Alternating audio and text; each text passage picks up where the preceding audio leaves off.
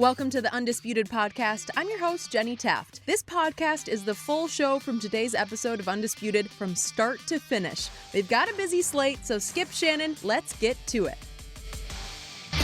Good morning. Welcome to Undisputed. We are live from LA. I'm Jenny Taft here with Skip Bayless and Shannon Sharp. Guys, how we doing? Good. How you doing, Skip? Newsflash. Scott Foster is not refereeing tonight in Milwaukee. I just looked it up on the NBA website. They posted the referee crew. Who the refs? And it doesn't matter. It's not Scott Foster. And so I am giving the Suns a way better shot tonight. In fact, I might even pick them. We'll see in just a few minutes. You ain't picking this up. I just might. We got to get some dual picks. We might have a few things to bet on. Yes, we will be all over Game 4 predictions just a bit. Jake Paul will join us later. That should be interesting. But we got some big news. And Skip, I know that you're all over this one. Yesterday, the Clippers announced that Kawhi Leonard underwent surgery to repair a partial tear in his ACL. Kawhi missed the team's final 8 playoff games with the injury, but the team only listed him as day-to-day with a sprained right knee. Kawhi has a player option and can opt out this offseason if he chooses. So, Skip, I need to ask you first. This is your team. This is Kawhi. How will this impact Kawhi's free agency decision? Skip, before you go, I know you're going first, but you were ahead of this. Oh, you beat Woj. You beat Shams. You beat everybody. You said this was a more serious injury and he was going to require surgery. You said that, and everybody's looking at you sideways. They were. Now, we're going to give you your flowers here. Thank you. Carry on. Appreciate that very much. So, given what I have been reporting, given the fact that Kawhi and his inner circle believed that the Clippers staff misdiagnosed this injury from day one, I am now not going to be at all shocked if we get another Kawhi bombshell a la 2 years ago on July 5th when we here in LA had a serious earthquake, followed about an hour later by a bombshell report that just when everybody thought Kawhi was going Lakers, Lakers, Lakers, just when LeBron was telling the reporters he was closest to, we got him, we got him, we got him. Right. He went Clippers. Right. And now I'm not so sure that he won't go elsewhere. I have no idea where elsewhere would be. Right. I'm sure Pat Riley would like to get in the middle of this. I'm sure the Knicks would. I don't think Kawhi would go to the Knicks because I don't think he'd think they have enough chance to win. Right. But I don't know. Maybe the Heat, we'll see. But my point is, things have now changed with the Clippers, very possibly for the worst. So let's quickly walk back through what happened. So it's Game 4 at Staples. They are about to even it up, the series with Utah, at 2-all because they're up 17 with 5:25 left. And if we could see the play, just to remind everybody what happened, it didn't look that bad. Didn't. He got bumped by Joe Ingles on kind of a semi-break. Right. Just bumped sideways, and he came down a little bit awkwardly and wrong on his knee, just a little bit awkwardly there on the knee. And the ACL tore slightly, not hugely. It didn't rupture. It just tore a little bit. So what did I do the next day? Well, I was a little skeptical about whether he would even play in Game 5. And you said, oh, come on, it's Game 5. He's got to play now because it's 2-all. And they'd come back against Dallas. Now they have a chance to come back against Utah. Well, he didn't play in Game 5. I came out skeptically the next morning and said, well, here we go again. And this is a guy who has a long history in this league of not playing with even the slightest minor injury. And so I thought, gee, tweaked his knee, and now he wouldn't even go in Game 5. Well, then I was told, guess what? He needs surgery, which I reported the next day to you across this table. And they did not even tell the Clippers exactly what was happening because they were so upset that the Clippers medical staff had misdiagnosed. So what did the TV networks continue to do? Whoever had the games, they would just go game to game and say, well, Kawhi's day-to-day here. He's sort of a game-time decision with a, what did they keep reporting? A sprained knee. A sprained knee? And I'm saying, man, I got it on really good source. It's torn, and he needs surgery. So Kawhi started to come to the games. He set up in the box, as you knew, and then I thought it was a semi-good sign that that final game, Game 6 at Staples, he actually came down out of the box where he had his family. Sat on the sidelines. Yeah, sat on the sidelines at the end of the bench. Didn't really cheerlead because he doesn't cheerlead much. That's just what he is. But they did say he was actively involved in game planning from game to game by FaceTiming Ty Lue. So the point is that now he had the surgery, and the Clippers weren't even aware that he was going to have the surgery until Kawhi and company called them yesterday and said, we need to go ahead and release that we had surgery. Well, I'm going to hand it off to you now, because how much would that scare you if you're the Clippers, that you were completely out of this loop through all those playoff games, that he even needed surgery? Right. I would be petrified because he's a guy that if he felt he's been wrong, or he felt you haven't taken, because he felt the San Antonio wasn't taking his injury I'm glad serious. you brought that up, because we saw this. It feels like this is deja vu. That was the beginning of the end. Mm-hmm. When you say it's a sprain, he goes outside and it's partially torn. Well, he's not going to trust you the same. He doesn't look at you the same. Now, Skip, I don't believe this will have any impact in his free agency, because if you get a chance to get a guy like Kawhi, I'll give you a prime example. Kevin Durant tore his Achilles, and teams were still lining up at the door that says, I'll take as long as you want. As long as we have Kevin Durant in our uniform, be it next year or the year after, we're willing to wait. Obviously, there's some doubt that he won't ever be Kevin Durant again, Correct. but guess what? He was, and he is. But we were willing to take the chance. They were. Even if he's not, they were we're right. Correct. Yep. That's the same thing with this young man here. You're willing to roll the dice and says, we believe that he's going to come back, but if it doesn't, oh well. But at least we got him in out. Skip, I've given up trying to figure out what Kawhi Leonard is going to do. And I think everybody should give that up. I would agree. Because the moment you think you know what he's going to do something totally opposite of what you think he should do. But he was going to do this all along. Only he and Uncle Dennis really knows what's going to transpire. Now, you know, I've been reading just like a lot of other people. Well, if he opts in and then he can sign next year and get 205, or if he opts out, the max he can get is this and that. Okay, it's very complex. It because is. You can make a case if he opts in, he loses a little up front, but you can go out farther, and in that fourth year, you can get $50 million. Correct. So it's a real close call. But it needs to be with the Clippers. With the Clippers. Correct. You can only you can't max it out. You can only get 4 years if you go to another team. So for me, Skip, this is I hate seeing this, because he was playing unbelievable. And he talked about it because they asked him, Skip, they said, well, so what are you going to do? He's like, obviously, if I'm healthy, I'm going to opt out. That would be the smart business thing to do. Yeah. Well, it still might be the smart business thing to do, because you're Kawhi. You're a superstar. You're one of those 5 players that every team will move heaven and earth. They've already moved it. Skip, they gave up 2022, 24, 26 first rounders. They swapped 23 and 25. So they've already moved heaven and earth.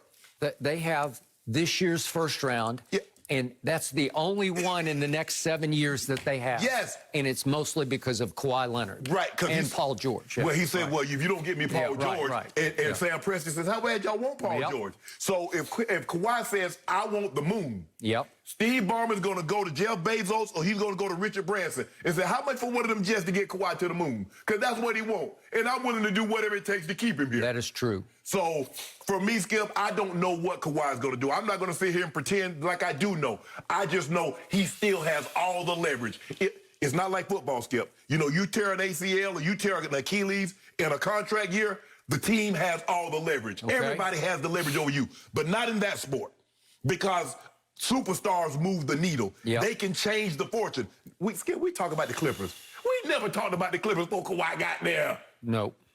Especially since Chris Paul and Lob City left. So he still has the leverage.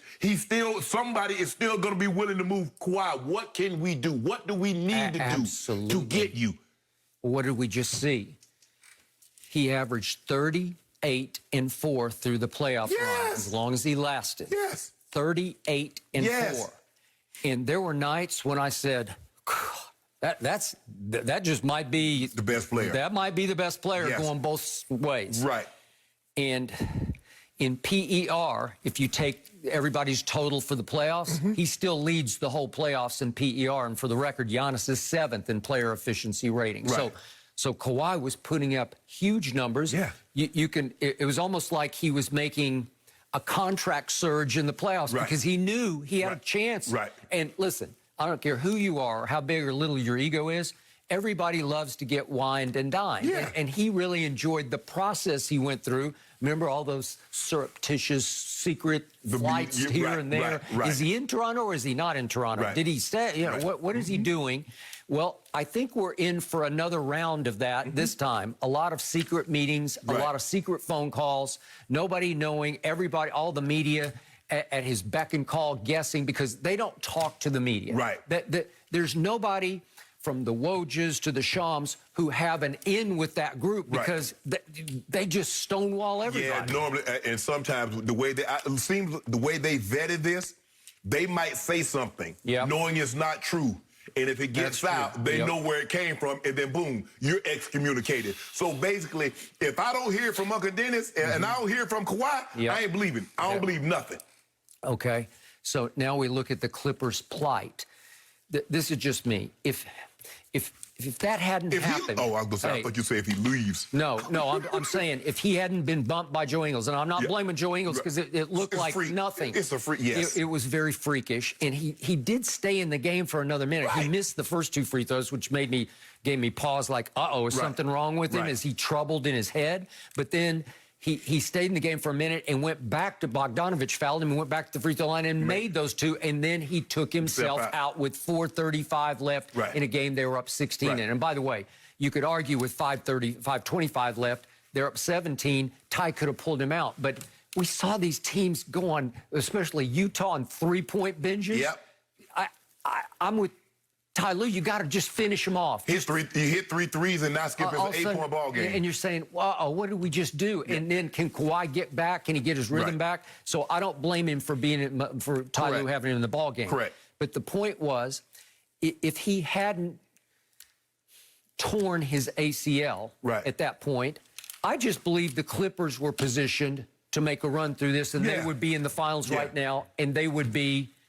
I think they'd be leading the finals right now. That's just my gut feeling. So the point is... I'm not going to disagree with you. Okay, so when you look at Steve Ballmer, who wanted this, so you watch him over there just going crazy, screaming and yelling, and he thinks, because everything in his life, money could buy that, money could buy that. This is the one thing money really can't buy because there's too much luck that goes into it. Right. And we've seen this whole playoff run determined by injuries everywhere, starting with the Lakers. Yep.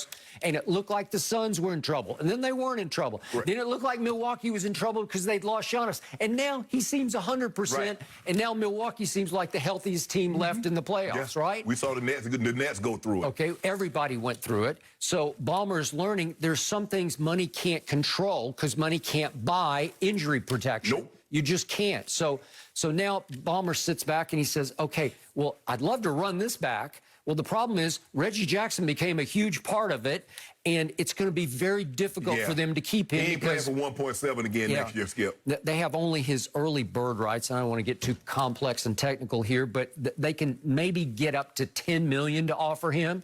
Well, I'm pretty sure somebody will offer him more than $10 million. Right. And then it'll be up to Reggie. It's almost like Tampa Bay Bucks. Right. Do you want to run it back because you thought you had a chance? Well, the Bucks won it all. Right. So they could all say, we did this, and we know we could do it again. Right. Well, these guys didn't do it. Right. So do they know they could do it again? Do you want to risk that you're going to give up 10 extra million? Exactly. And for the very reason that you just spoke about. Yep. Injuries. Yep.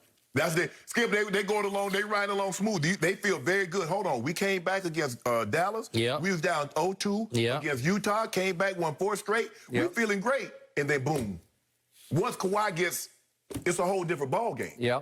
So they have to love what they did without Kawhi because they made quite a run without him. They went 4-4 without Kawhi after he was gone in those 8 games.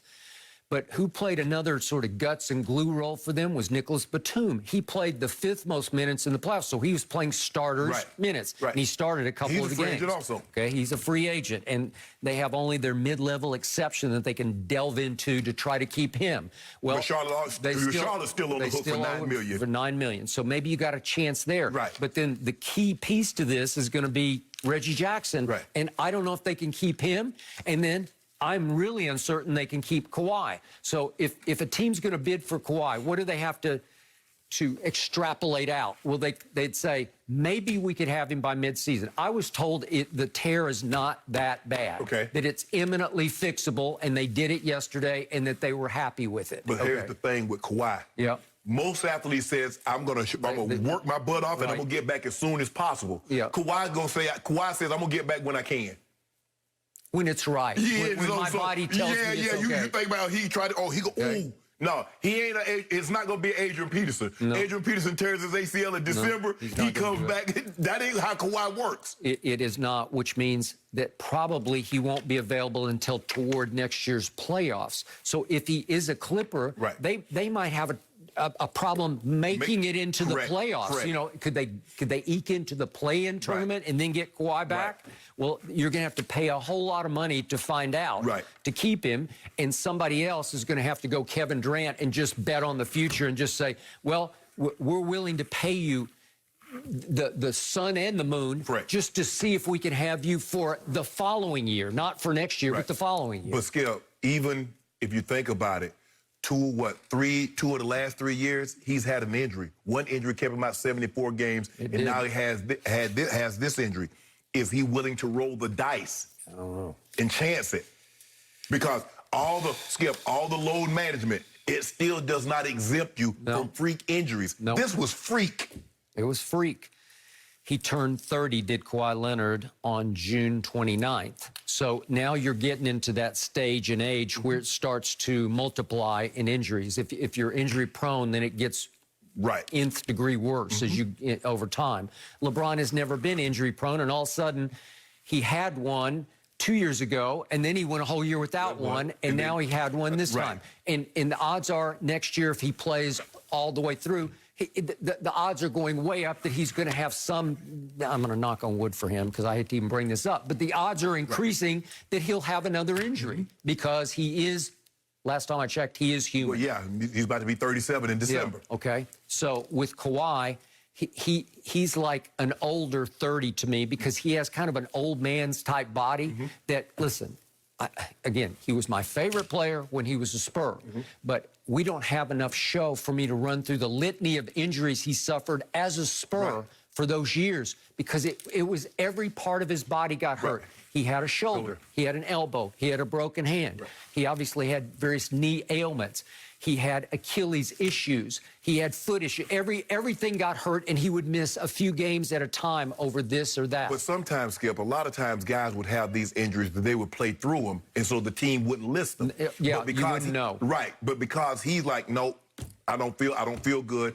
The team ended up listing these injuries, and then the list got extensive. Yeah, like if I look back at your career, you were always playing a more dangerous game than his, although his is fairly dangerous, but you suffered a litany of injuries I didn't know about because you guys didn't divulge because you didn't really need to.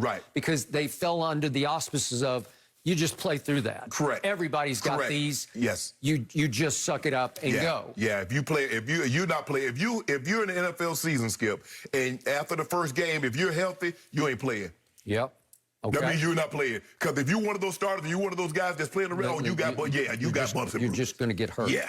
Okay, so the point is, in the end, I hope he's a Clipper for their sake because they've invested a lot. He's got to be. And they got a little taste of this, and they could have finished it off, and it probably just tore up Steve Ballmer that they got that close and they didn't have their guy. But now you have to figure out a way to keep him because this time, now he could also just sign for short, he could do the 2-year deal so that he could hit the lottery in 2 years on the open market. But at that point, that's the gamble for him to take. Yeah, are you willing to roll the dice and take that kind of risk? Kawhi. Yes. Because then you're 32 and you might be beat up. And would somebody give you the max at age 32 on the open market, or would you take the bird in the hand for rights that are in the hand with your Clippers now? Because you could. You could opt back in. You could put 4 more years beyond next year on this deal that climaxes with $50 million in the 4th year, which would be 5 years from now. Well, you want to talk about set for life. Yes. That's taking bird in the hand. Yes. Okay. And Skip, but Steve Ballmer, you know how he's on pins and needles with every possession, every shot. he's really on pins and needles right now because this would ruin the Clippers. We saw what when KD left and they got nothing in return for him. Yep. It basically ended, yeah, Russ won the MVP. Yes, he kept them competitive, but we all knew Russ had no chance of getting this team to a championship. Well, that's what would happen. They're not coming out of the Western Conference without that guy on their roster.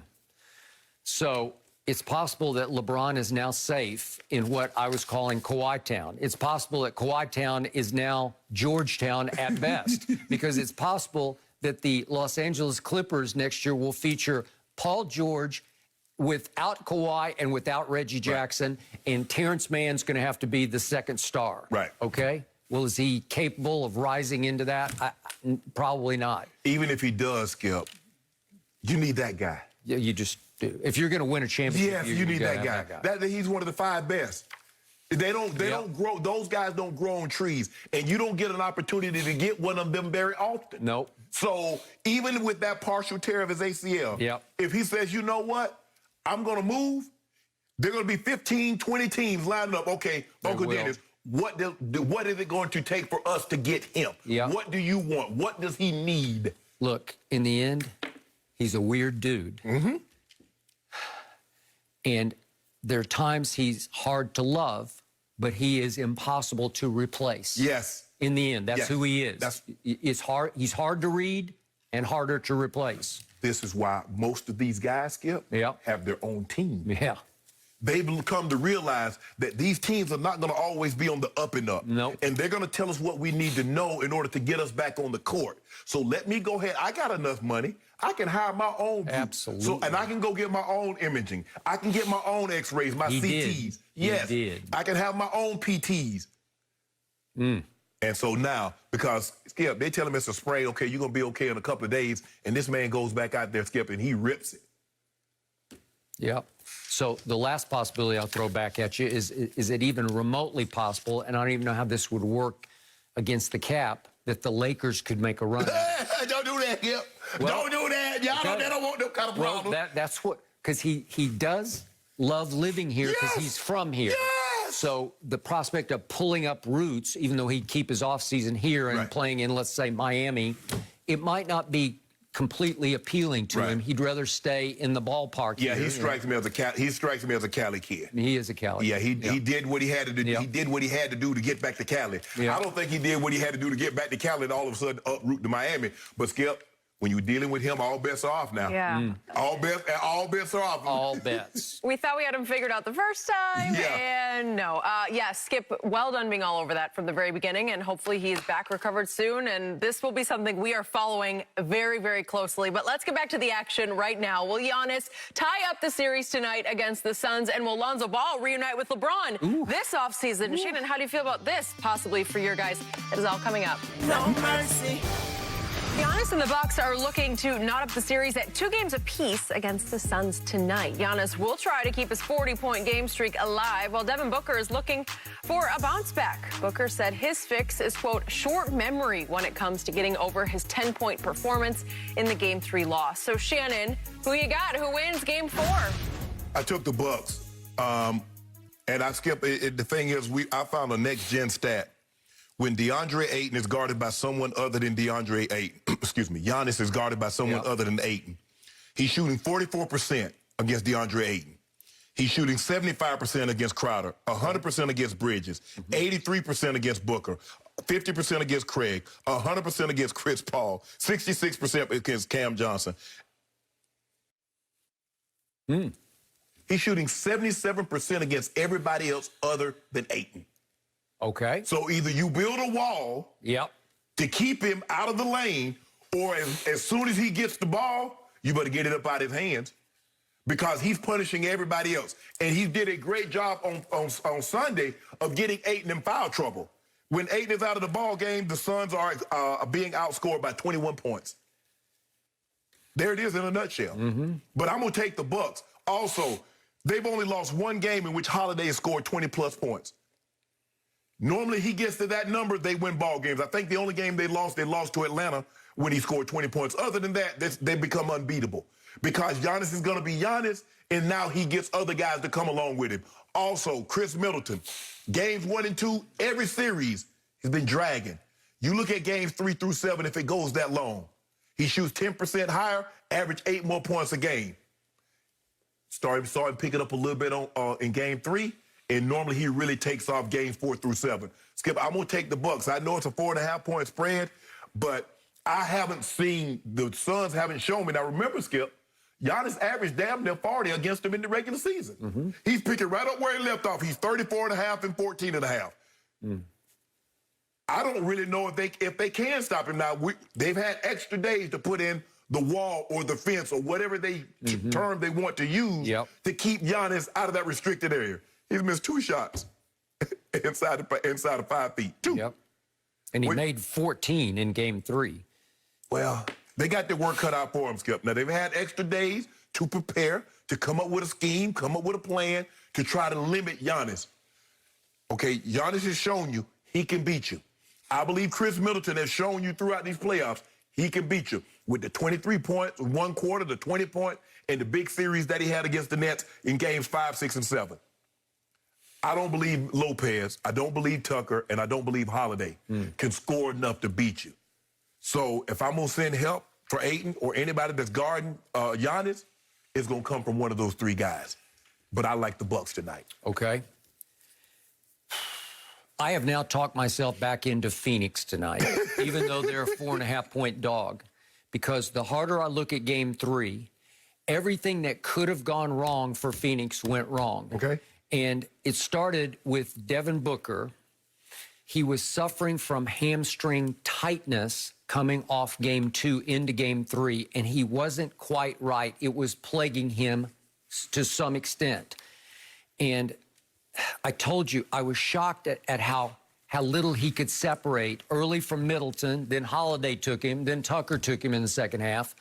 And he couldn't get his usual separation, elevation, to get the clean jump shots that he usually creates. I think, from what I've been told, that he's doing better, that he's recovered some, and that he'll be closer to Book tonight. And he has a long, well, it's not a long history, but his history in this league, short time that he's been in this league, has been bad game, good game. Bad game, really good game. Bad game, great game. Where he's got the kind of basketball backbone where he says, okay, watch this. Right. I'm not going to let that happen again. And the numbers aren't staggering in his bounce-back games, but they're pretty good. He's averaged 24 in bounce-back games, and I expect him to score 25-ish tonight, which is Devin Booker, as opposed to going 3 for 14 and 1 for 7 and scoring 10 points. So 25 will tilt it back a little bit in favor of the Suns. But we've seen him shoot bad percentages from the 3 skip. We have in 2 out of the 3 games we have, except he down the stretch of game 2, he was lights out, and he turned Milwaukee's lights out in Phoenix. He did. Okay, now we get to the referee situation that I opened the show half kidding about, but this is no joke to me. Scott Foster is a joke to me because the harder I look at it, the more I think about it. He's just a bad referee. And I don't know why the NBA loves him. You brought up the Donaghy situation, that he was very close to him, and they had hundreds of phone calls back and forth. And I have no idea. The NBA never explained that away. Right. It was just facts. Right. And Donaghy himself in subsequent interviews has talked about he's just got some issue going with Chris, and the NBA has allowed it to go on. Right. So Chris has lost his last 12 games in playoffs refereed by Scott Foster. It's just wrong, and it was really wrong for game 3, and you could just see how wrong it was going for Chris because he got off to a pretty good start. Remember, he made his first 3 shots, and he scored 6 points. They were 2-point jump shots in the first quarter, and then he scored 4 in the second quarter, then he scored 3 in the third quarter because he was losing heart. And I got to show the one call that Scott Foster made in the second quarter. This is when the game was still hanging in the balance. And here we go. Look at this. Look at Giannis run over Jay Crowder. And guess what Scott Foster calls? He calls a foul on Jay Crowder. That's a foul on Jay Crowder? You're kidding me, Scott. Yeah. That's a joke. You're a joke. And I hope we don't see you again in the finals. Knowing the NBA, they may be forced. They may be pressured to bring him back for some games just to say, we back our refs. You know, we're not going to let the internet dictate who refs or doesn't ref. So again, they post at 9 Eastern time at 6 here in Los Angeles who the crew is for tonight. It's James Capers is the crew chief, David Guthrie, and Courtney Kirkland. I like Courtney Kirkland a lot. Okay, but the point is, I've told you, Mark Davis and Chris Paul are fairly, they're friendly. They're pretty close. So when Mark is in charge, Chris is really in his comfort zone. I'm not saying he gives calls to Chris, but Chris trusts that he's going to get a real even-handed whistle with Mark Davis. And I'm hoping Mark Davis comes back because he did do Game 6 against the Clippers and Game 1 of the finals. And I'm hoping we see him again for Game maybe 5. But this is a neutral crew for me where there's no Scott Foster, but there's no Mark Davis either. So it's somewhere in the middle. So I'm going to say it's more advantage Suns because they're not going to be haunted by having to see Scott Foster on the floor thinking, we don't have a shot here, which brings me to Ayton. Remember, it was Scott Foster's, mostly his doing, that Ayton got in early, quick foul trouble.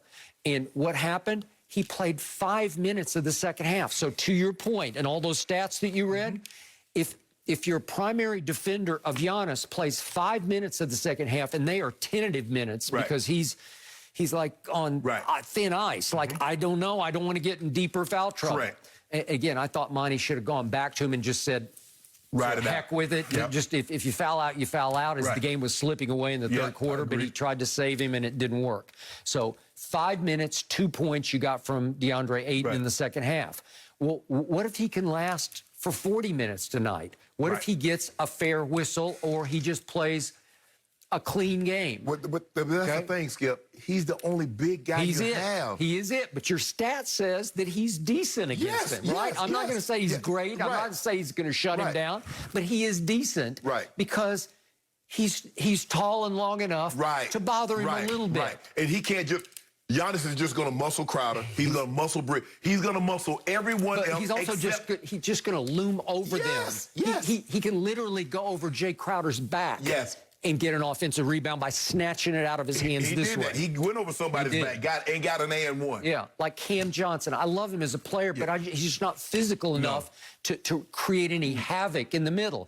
And who else? Again, Saric was he's 6'10". He's gone. Skip, we're not saying Saric is Jokic. He's not going to give you anything, but he's a big body. Just a big body. You need somebody 6'10" that's got some girth. He's also Euro crafty, and he knows the angles, and he's tough. He's a tough kid. He can hit threes. He can bring somebody outside of the paint. Okay, and that brings me to Mikal Bridges. I don't know what happened to him. I don't call him a role player. He's a starter, but he's kind of a role-playing starter. But look what happened to him. He went from 27 points in Game 2 at home to 4 points with 4 turnovers in Game 3. Well, he just no-showed. I don't think he'll no-show tonight. I think they'll shake it off. They'll be a little more comfortable in a building that they don't know. And listen, there's some fear of the deer going on up there because you got the deer district outside, and that crowd was crazed. And I'm not sure Phoenix was quite ready for the harmonic convergence of all the bad things that contributed to a long, bad night. True. And you mentioned Mikal Bridges, Skip. They don't need 27, but can he give you 12? 12. And maybe some boards, 6 or 8 rebounds. I love the way Crowder played. Crowder seemed to have found his rhythm because he was 6 all they had from the 3. That'll work. CP3, I guess CP3 got frustrated. Book just didn't have it. Book didn't have it. And you know what, Skip? He hasn't been as efficient since he broke his nose. Yeah, that's so I don't know if it's affected his breathing. You can just look at the numbers. That's true. Yep. I expect him to bounce back. I expect them to bounce back. I expect this to be a knockdown, drag-out of a game because clearly the home team was way more physical. They were more aggressive. What's Monty's favorite word? Playing with force. Well, Milwaukee played with force. Giannis played with force. They all did. They attacked. Well, I expect them to get attacked back tonight. So I'm going to say it goes to the wire. I'm going to bet you 0 on this because I don't trust it. I just have a feeling that Phoenix, I've thought from the start Phoenix was a little better than Milwaukee. And I think you'll see tonight they're just a little bit better. Here we go. You better hope so. Because this is, I'm gonna go do or die for Milwaukee. It's absolutely. Skip. You're not beat. I don't believe. I mean, it's happened before. It's only happened once. But I don't believe if they fall behind 3-1, they can come back and win the next 3 games and beat Phoenix. It's really hard to do. But if it gets 2-2, Now it's the best 2 or 3. Now we're seeing. We got a series. We got a 7-game series. Yes. 2-2, we're back at the beginning. I'm excited for this one. Can't wait to watch later. But I've got some news for you, Shannon. The Lakers might be on the verge of bringing back Lonzo Ball to L.A. According to a recent report, the Lakers want a playmaker to free up LeBron and Anthony Davis more. The player that the team has in their sights is restricted free agent Lonzo Ball, who the Lakers traded away for AD 2 years ago. It wasn't that long ago at this point. Shannon, how would Lonzo fit with LeBron and the Lakers now? Skip, I think LeBron loved playing with Lonzo. He loves his basketball IQ. Yep. He's a very unselfish player. Yep. He's basically a pass-first point guard. But, Skip, if you look at where he was as a rookie, and this is what I'm talking about, Ben Simmons, you can see the improvement. I agree with that. From his free throws, from his field goal percentage to his three-point percentage. Agreed. He went from 30 as a rookie to 38 now. He went from in the high 40s to a 78 free throw percent shooter now. So you don't tell me you can't improve if you put the time in. And we can see Lonzo Ball has put the time in. Yep. And I agree. Now, Schroeder, I'm not paying Schroeder $100 million, $100 or anything. You might pay him $100,000. Yeah, I'll pay him $100,000 because here's the thing. The thing that I love about players is that I want you to have high expectations of yourself, but I don't want them to be inflated. See, Schroeder has an inflated perception of himself. Schroeder thinks he's a legit top 5 point guard. He does. He really does, and What he's not. He walked in the door saying, I'm not coming off the bench, I'm a starter. Right. So he has this perception of what he is. And I think it hurt the Lakers because he's trying, Skip, because if I say this, I got to go show you that I'm worth $120 million. So what do I need to do? I got to show you I can score. And he shot 30. He was terrible from the 3, where he shot so much better. He played so much better in the role that he had with OKC. I agree. And now he comes in. Now, granted, there were more expectations. You come to the Lakers, it ain't no, well, we might be a 4th seed, we might make the playoffs. It's championships. So that's a lot of expectations that they're putting on these individuals. Now, for me, I'm going to see can I put a package together that doesn't include AD for Dame? Probably not. Is there a chance I can go get Bradley Beal? Probably not. I'm going to kick the tires on a lot of different things. Yep. But Lonzo Ball is a great fallback plan because I don't believe they're going to match or they're going to try to retain Schroeder. So Lonzo Ball would be, I like Lonzo.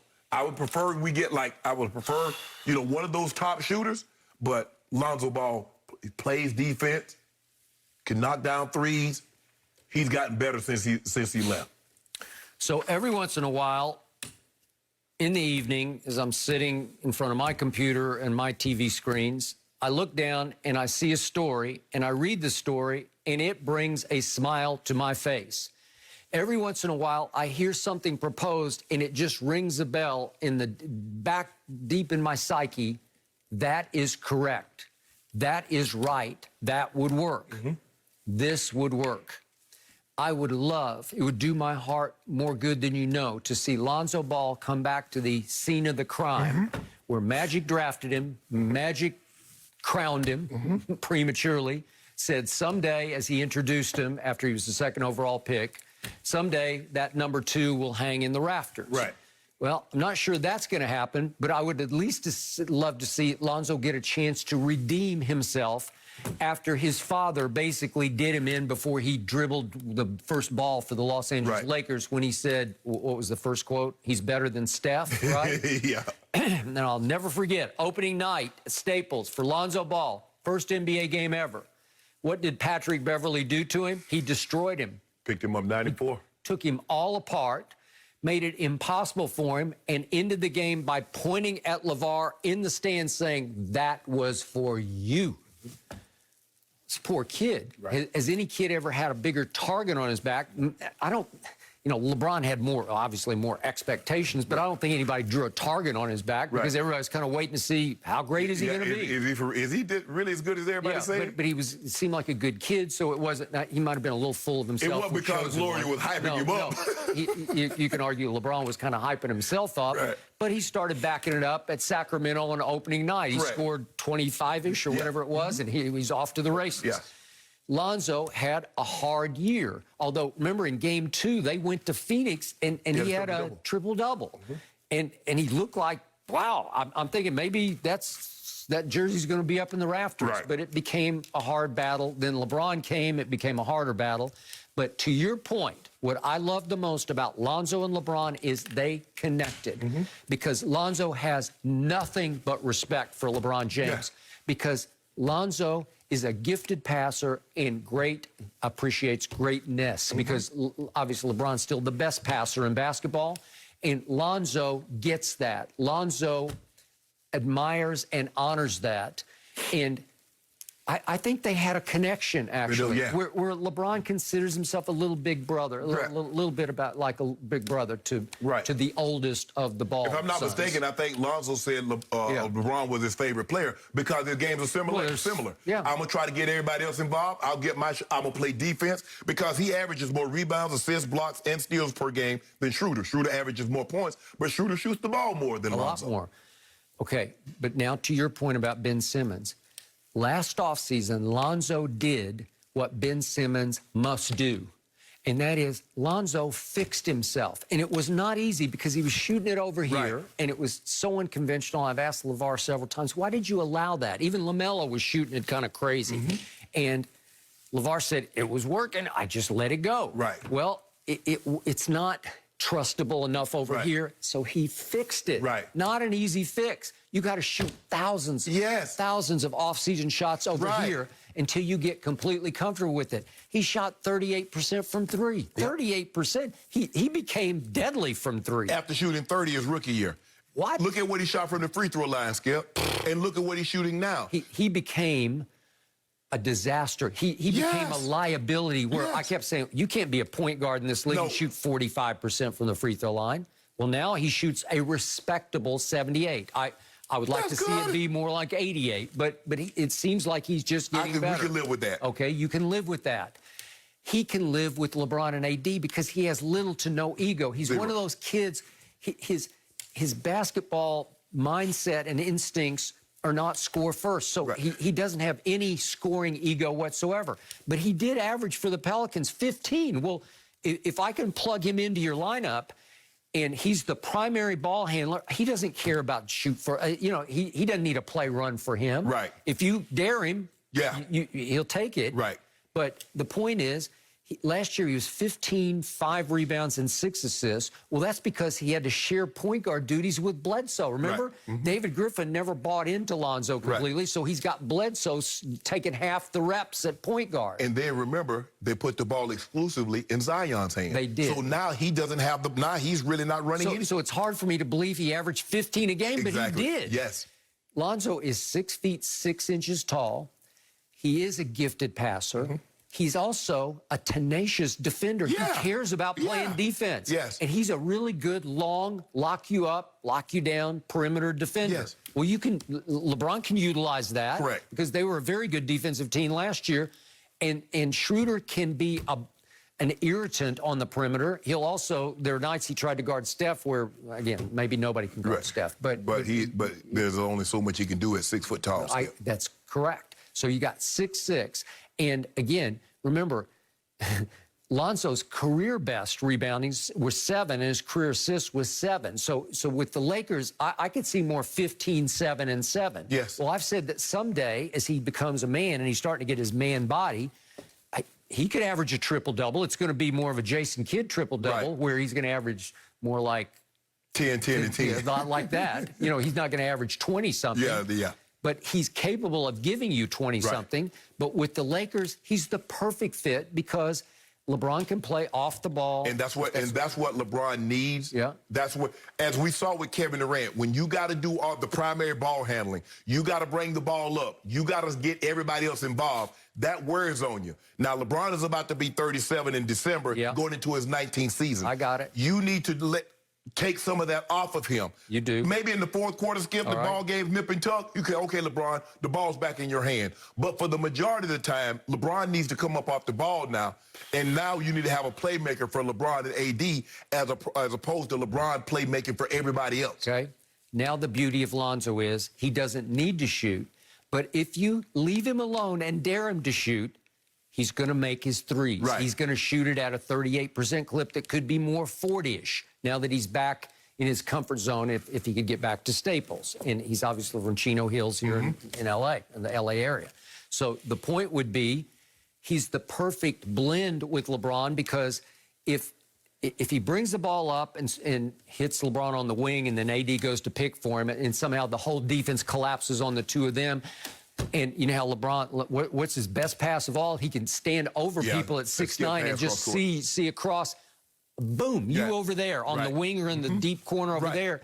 Well, if they just let Lonzo drift over there by himself, he'll make those shots. Skip, I just think the biggest thing is that when you have a big three, if you look at James Harden was like, you know, bro, I've scored 36 in a season.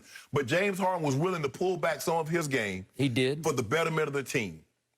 That's not what Schroeder was willing to do. Schroeder was like, I'm the equivalent. Let me show you. I'm equal to you guys. So he's taking a lot of unnecessary shots trying to prove his point. So I think Lonzo would be better suited. Listen, Schroeder never had high regard for LeBron. No. In fact, he was actually competitive with LeBron. Yeah.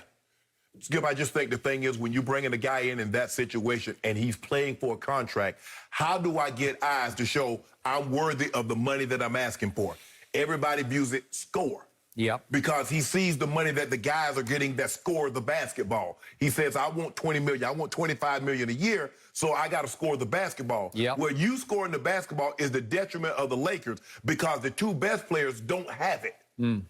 So the reports are that David Griffin, GM of the Pelicans, is not willing to match whatever might be offered for Lonzo. And I told you, I don't think he ever bought completely into Lonzo. Yeah, you could be right. So Lonzo is gettable because he's a restricted free agent. Right. There's also a possibility of sign and trade. So the Lakers would have to give up, starting with Kuzma probably, and then go from there, and they're going to want THT, and you're going to say no. No. But we'll see what they would... Well, Kuzma, hey, I tell you what, David Griffin better get on the ball.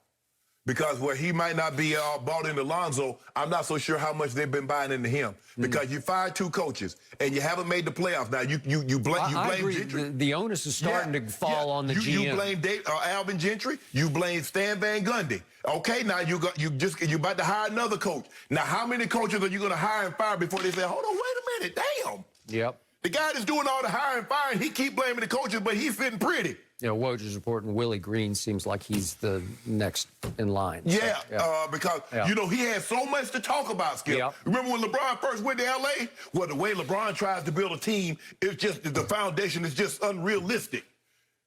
Bro, you realize you got that job because of LeBron? He did. And he may be strictly a creation of LeBron.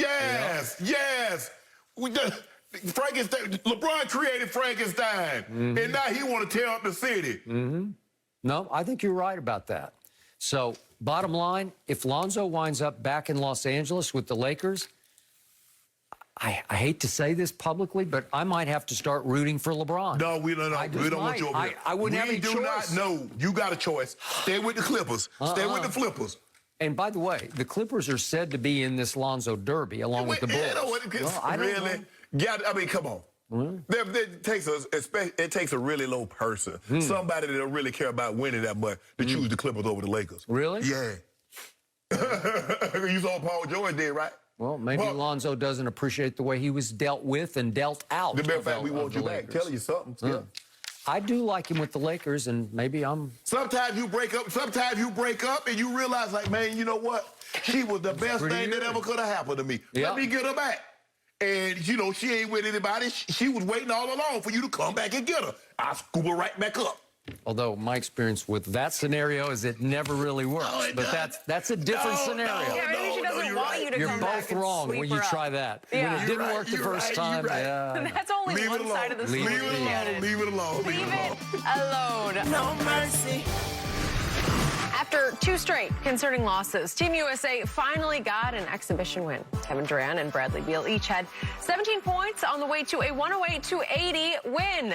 So that one felt good. Shannon, yesterday, your concern level with this team, it was an 8. So did last night lower your concern level a bit? Yes, I like what I saw, Skip. I saw more effort. I saw a heightened sense of urgency. And I'm not so sure we would have gotten that had they not lost those two games, Skip. Because sometimes, Skip, it takes something to snap you back in it. Like, you know what? Okay. it's not going to be as easy as we thought it was because some of these other teams, like you said, Skip, when they played in '92, nobody else had any NBA players. And so everybody, basically all the NBA players was on the U.S. team. Now they're spread throughout.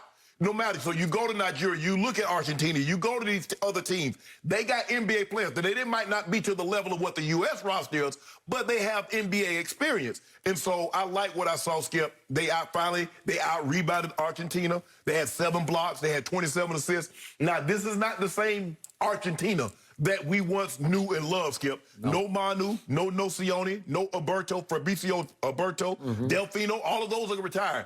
And they're leaning on a 41-year-old. No, that was called the Golden Generation. Yes. And now, Skip, they're leaning on Scola. Luis Scola at a ripe old age of 41. I had to look him up. I said, is that like the son? No, it's the guy. He's 41. Luis It's Scola. Luis Scola. He was a Spur for a while. He's pretty good. He was. He was their leading scorer last night. And they finally shot the ball better. They shot. And by the way, Campazzo plays, who did well for Denver. But go ahead. Yes. So Skip, I like what I saw. I love the effort.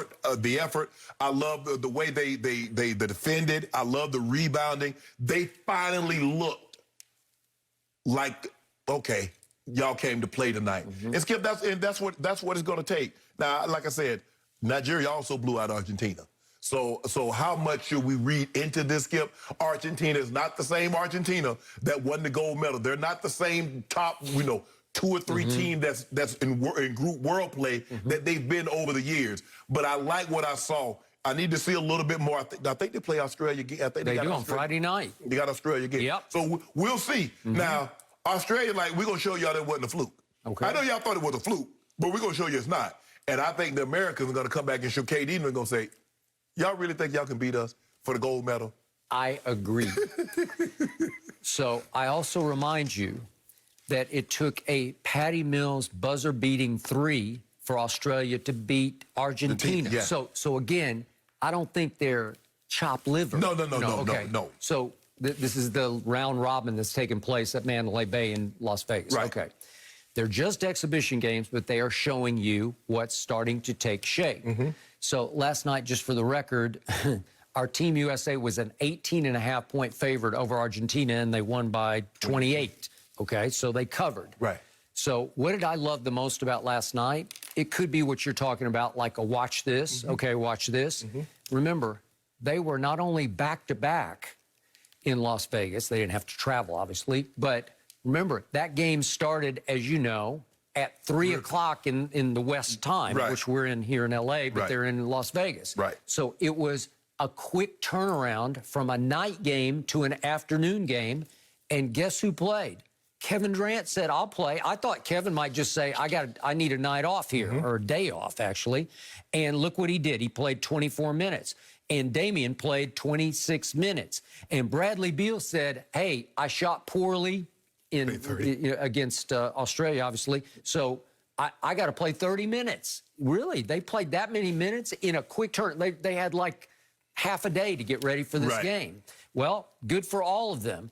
And then Jason Tatum had a sore knee, and guess who got popped into the starting lineup? And guess who had a big game? How about Zach LaVine? How about what he did? He goes 15, 5, and 5. Right. He was a late add to this roster in the first place, and I thought he looked like he belonged in the starting lineup to me. And if we could see the dunk that he had, this is in the fourth quarter when it got out of hand. They finally put the athleticism on display. Yeah. They put it on display. He says, oh, I got this. Oh, thank you. I'm not sure who that was in his way, but he should go nameless on the show because he got posterized and won. So the point is, big picture, Kevin Durant, he's the leader of this team, and they're going to go as he goes, obviously. But to start the game, Kevin Durant just said, no, this is going to be our night tonight. And if we could see what Kevin did in the first USA possession, he just said, I got this. I'm going to set a tone. Here's Kevin. This is the opening possession. And he says, oh, okay, you give me this? And he ripped it. And that's what he's capable of doing. He scored 14 in the first half, and they led by 16, and he tacked on 3 more in the second half because they didn't really need him for a grand total of 17. And that kind of firepower worked because you can see what happened every starter was in double figures. Correct. And every starter played defense like they meant it. So now we're down to how long is this NBA Finals going to go? Because it's going to impact the fate of this team, because there are 3 players, starting with Devin Booker, Chris Middleton, Drew Holiday. They're scheduled to be on this roster. Well, are they going to opt out? Because the last game, Skip, Game 7 will be the 22nd. Okay. I think their first game is like the 24th or the 25th. So would they be capable? Would they have the right mindset to just hop on a flight and fly all the way to Tokyo to do this? Yeah. Would they be able to be blended into the rotation with no practice whatsoever? Hey, play defense. I don't know. Holiday. Yeah. No, that's what they can do. Both of them can. Yeah. You got ball. You on the ball. Yeah.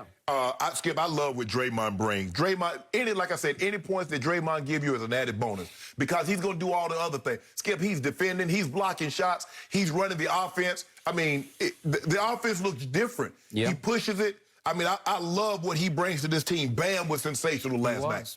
And that's the Bam that we're going to need. We're going to need Bam. Bam, you're the most athletic big that's going to be in this tournament. That is true. We have the most talent. We're not the team that has the only NBA players, but we have the most of it.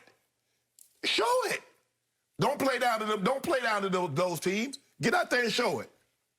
Which brings me to Kevin Love, who played 3 minutes against Nigeria, and then he did not play DNP against Australia, and he did crack into the rotation a little bit last night, played 12 minutes and had 4 rebounds. He just looks like, I can't recognize him. I don't even know who he is anymore. He's now a gray beard. He just looks like, what happened to that guy? Injuries. Hey, injuries and age. But you want to talk about one of the better below-the-rim rebounders? Because he was a double-double machine. Yes, outlet pass, Skip. You remember he used to get the ball and turn around, and here's LeBron laying the ball up at the other end. Yep. I mean, he could get you 20 rebounds, right? Oh, yes. But Skip, it's going to be, they're going to have to rebound the basketball, and they're going to have to score. Because if they shoot the ball, they're going to shoot everybody off the court. But you're going to have to get you're going to have to keep guys off the glass. No easy second chance points. Nope. But I like what I saw. This is the first time I was like, okay, I recognize this team. And this is not a knock on Australia. This is not a knock on Nigeria. But you're not betting any money that Nigeria is going to beat if they play again for the gold medal. You're not putting a dime on Nigeria to beat them. You're not putting a dime on Australia.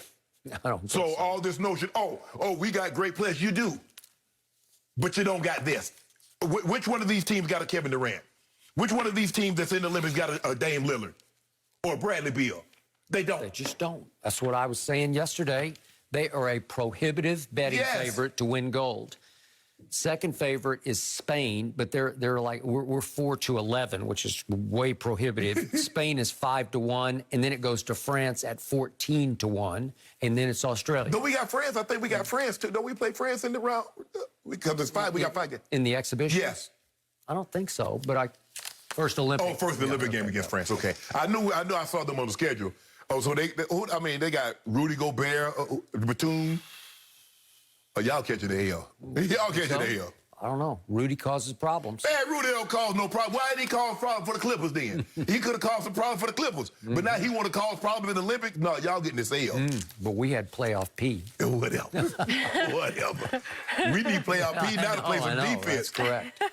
Just a little bit. Just a little bit. Either way, it's a good sign. We can take it as that and just continue to watch and hope for gold for Team USA. No mercy.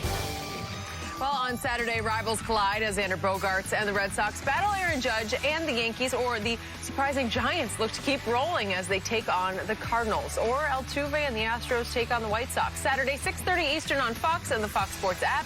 Check local listings for the game in your area. Well, Bleacher Report listed their most dominant player at every position heading into the 2021 season. Despite the fact that he's going to be 44 when the season kicks off, Tom Brady topped the list for the quarterbacks, with Patrick Mahomes getting an honorable mention. Shannon, how big of a problem do you have with this? I got a big problem with it. I disagree. I believe Brady have the more dominant team, but I believe Mahomes is the more dominant player. Mahomes is a better quarterback. He's the highest rated quarterback over the last 3 seasons. He had the second best raw quarterback numbers last year behind Rodgers. Brady had the 9th best quarterback raw numbers behind Tannehill, Fitzpatrick, Breeze, Lamar, and Herbert. Mahomes had more passing yards than Brady, less interception, and he played a fewer game. My thing is, Skip, if you look at Tom's defense, the Bucs defense ranked 6th in total defense. The Chiefs was 16th. The Bucs ranked number 1 in run defense. They were 21st. The Chiefs were 21st. Bucs ranked 5th in takeaways. The Chiefs were 10th. Brady has the more dominant team, but Mahomes is the more dominant quarterback. So I disagree with this. And this is not a shot. Tom is phenomenal. But if you switch teams, the Bucs might not lose a game for the next 2 years. Can you say the same thing if you put Tom Brady on Kansas City with that defense? I didn't think so.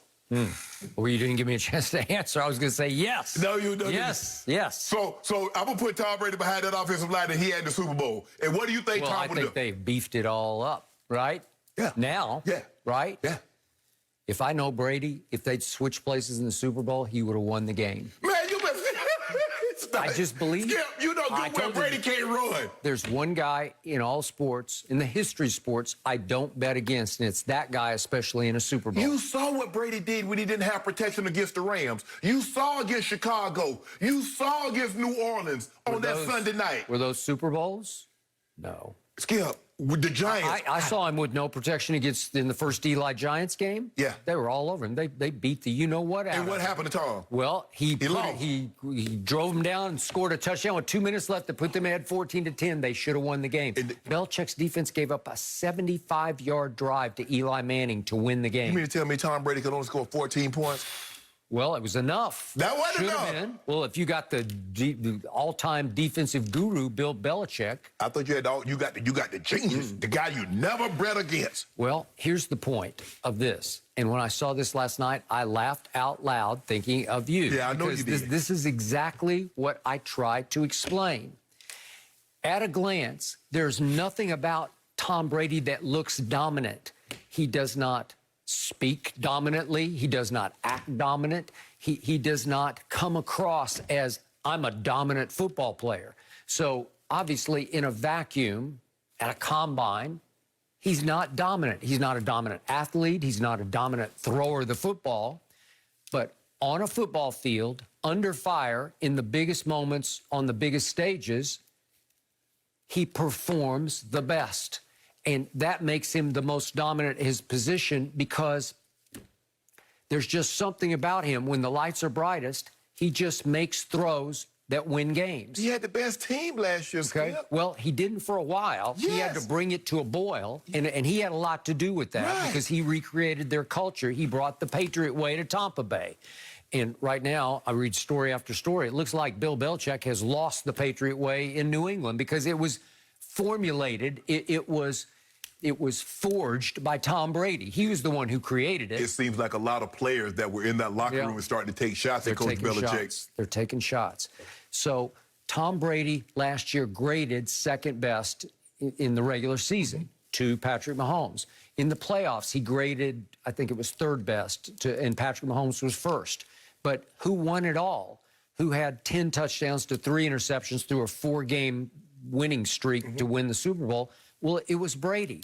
And I'm doing the reverse of what you're doing. I'm taking nothing away from Patrick Mahomes because he's great. He is a much better athlete. He has a much bigger arm than Tom Brady does. I just don't think he plays quarterback better than Tom Brady plays quarterback. And there's a whole lot that goes in there. It's reading. It's getting rid of the ball quick. It's what I never forget about Joey Bosa muttering because he was mic'd up for NFL Films in that playoff game, Chargers at New England. Remember, this is going back two years ago. The divisional round. Yeah, divisional round. And he's saying, he gets rid of the ball so quick, you know. Well, how dominant was he his last year in New England? Was he still that player? You see what happens when you don't have the talent? I know, but he had no talent at receiver. And he kept, remember the day he was on the bench yelling, somebody separate. You know, he can read, he can speed read like nobody. 1, 2, 3. Covered.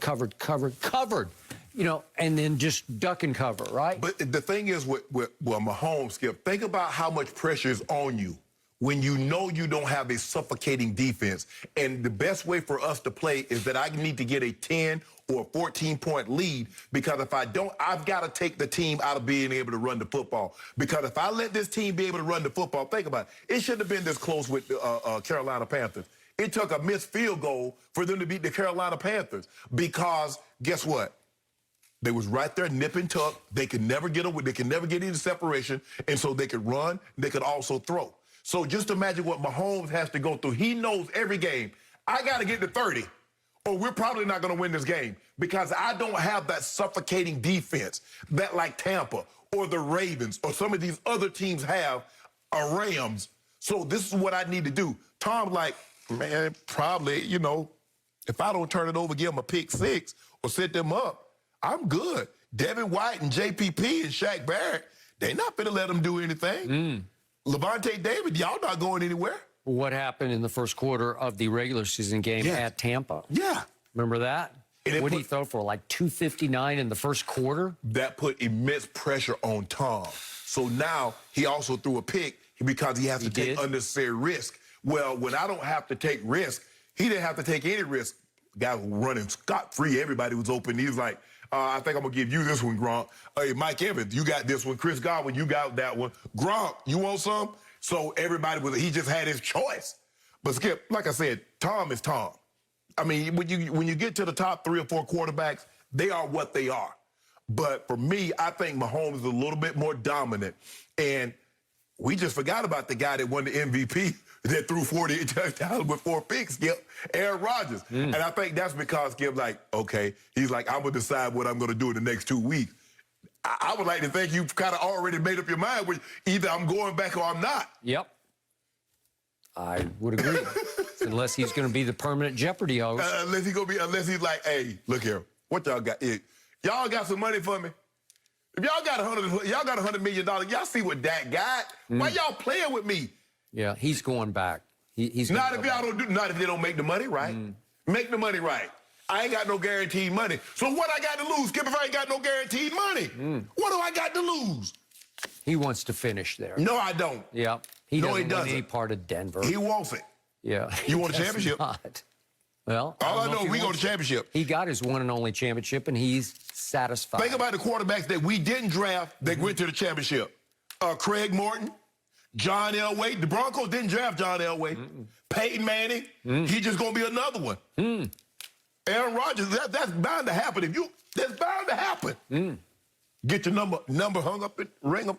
Yeah, he just wants to be in that comfort zone in Green Bay. Ain't no comfort zone. They give him a pass on everything. No. You can go 1-4 in NFC Championship games, no problem.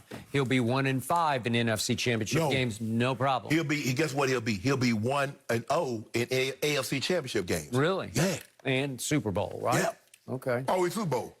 With that defense, with Bond being able to bend, with Chubb, Shelby Harris, Justin Simmons, they got a good team. Somebody be in a heap of trouble. With Aaron Rodgers? Good night, Irene. Yep, but all the pressure would fall upon the shoulder pads of number 12. That's what we want. Yeah. That's not what he wants. That's what we want. Yeah. He knows, Skip, he doesn't have to be perfect. Because he got those guys they got them dogs that'll hunt. That 58 and 55 Chubbs, Chubb Rock coming. He coming. Von Miller. I was watching, this is silly me, I was watching the celebrity softball game the other night after the home run derby. Von Miller can just flat out fly. Yeah, he can run. He was running to first base. I said, that guy's a pass rusher. Yeah, he can looked like he was running like 3 seconds to first base, you know? Yes, and he ain't play. He chomping at the bit because everybody that wrote him up. Everybody talking about all these other guys, and rightfully so. T.J. Watt and all these other guys. I got it. So here's the bottom line to this. Think about this. Some website, this one, Bleacher Report, has said that a 44, he's almost 44, on August 30, he turns 44 years of age, that a 44-year-old quarterback is the most dominant at his position in the NFL, whether you buy it or not buy it. That they're saying he's the most dominant of all the quarterbacks in this league. 32 teams have quarterbacks. Some think they don't have a quarterback.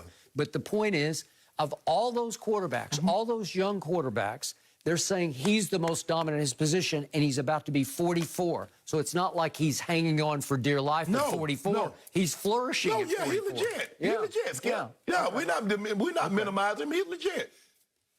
In any metric, he's a top 5 quarterback currently, even at the ripe age, about to be 44 in 2 weeks. I think he's a top 1. No. I give him the best I can do for you is 3rd. Okay. That's the best I can do. The best I can do for you is back-to-back. It ain't happening. That's what's about to happen. It ain't happening. Yeah, it is. We got cases on that. Back-to-back. We got cases on that. Tampa Bay. Cases on that. Yep. 44 years old, making him look like he's 24 years old. I hope to say I can look like that when I'm 44 and be that dominant. No mercy. Chris Paul said the Suns need to build a defensive wall to slow down Giannis, and the Bucks' big man is looking forward to the challenge. After back-to-back 40-point games, the Greek Freak said he has learned a lot since first seeing the defense intended to slow him down a few years ago. Fox Sports NBA analyst Chris Broussard joining us now. Chris, will the Suns be able to build a wall and control Giannis tonight? No. Giannis is going to go off again. I won't predict 40-something, though I wouldn't be surprised if he does it again. But I'm going to predict 30-something points and 15 rebounds from Giannis tonight. This is just a bad matchup for the Phoenix Suns. They don't have anybody who can stop Giannis. They don't have an answer for him. In 3 of the 5 games they've played this season, Giannis has scored 40 or more than 40 points. All right, if you take out game 1 of this series, when we know he played tentatively because of the hyperextended knee, he has averaged 40.7 points on 62% shooting against Phoenix this year in 4 games. So they don't have an answer. Their best player to guard him, and he actually does a pretty good job, is DeAndre Ayton. But if you keep Ayton on him for too long, he's going to get in foul trouble. And that's going to hurt your offense and your defense. So they can't just sick DeAndre Ayton on him and say, go stop Giannis. They have to throw different looks at him to keep Ayton on the court. Phoenix is a small team. And just like Phoenix gives Milwaukee problems with his pick and roll offense, Milwaukee gives Phoenix problems with Giannis. So what the Suns have to do is keep Chris Middleton and Drew Holiday from having big games. That's how they can win, because Giannis is going to get his points. So they can't let one of those 2 guys have a big game. And I think Chris Middleton will have a big game tonight. He's due. I think he has a big game. And Milwaukee evens the series at 2 games apiece. Because if one of those guys helps out Giannis, then it's going to be tough to beat him. So I've got Giannis going off and Milwaukee even it up at 2-2. Jenny asked, was he going to be able to build a wall, build a fence? The question is, what are the other guys going to do? Because that's the only way the wall worked. Because if the other guys are working, now you just can't stand in the paint and try to keep Giannis. Skip, in game 2 when they lost, Middleton, Holiday, Lopez, and Portis scored 38 points.